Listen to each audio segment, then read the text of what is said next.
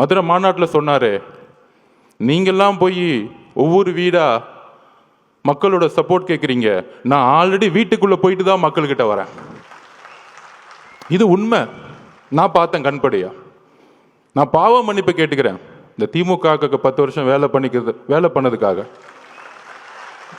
இந்த தமிழக மக்கள் முன்னாடி பாவ மன்னிப்பு கேட்டுக்கிறேன். ஏன்னா எதிர்கட்சியாக இருக்கும் பொழுது ரொம்ப நல்ல கட்சி, ரொம்ப நல்லவர்களாக தெரிஞ்சாங்க.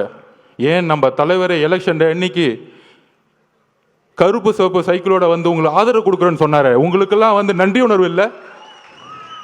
என்ன நன்றி இருக்கு? அரசியலில் ஒருத்தர் அழிக்கிறதுக்கு இவ்வளோ பெரிய குற்றச்சாட்டுகளாக சொல்ல முடியும்? மதுரை மாநாடு முடிஞ்சவன தலைவர் சொன்னார், மக்களை சந்திக்க வரேன் அப்படின்னு.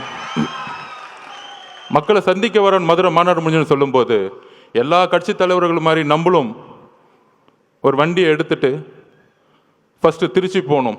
யாருக்குமே தெரியாது நமக்கு இப்படி ஒரு கூட்டம் வருமா.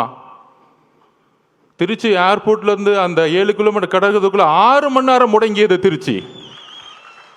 எந்த தலைவருக்கு இது நடந்திருக்கு? எம்ஜிஆர்னு சொல்கிறாங்க, அப்போ நாங்கள் பிறக்கலை.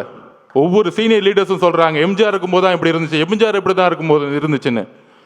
அடுத்து திருச்சி முடிஞ்சு அரியலூர் போனோம்.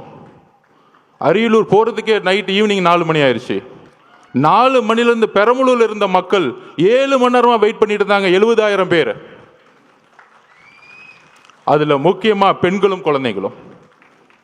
அப்போ எஸ்பி சொன்னார், சார் 1 மணி ஆயிடுச்சு சார், இப்போ வந்தால் ஏதாச்சும் அசம்பாவிதம் ஆயிடும் போதுன்னு.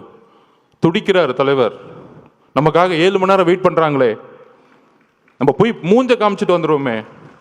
ஆனால் காவல்துறை அனுமதி இல்லை. வண்டியை லெஃப்டில் திரும்பிட்டு ஒரு கலங்கிய கண்ணோட பெரம்பலூர்லேருந்து கிளம்பினார். அவர் தான் எங்கள் தலைவர்.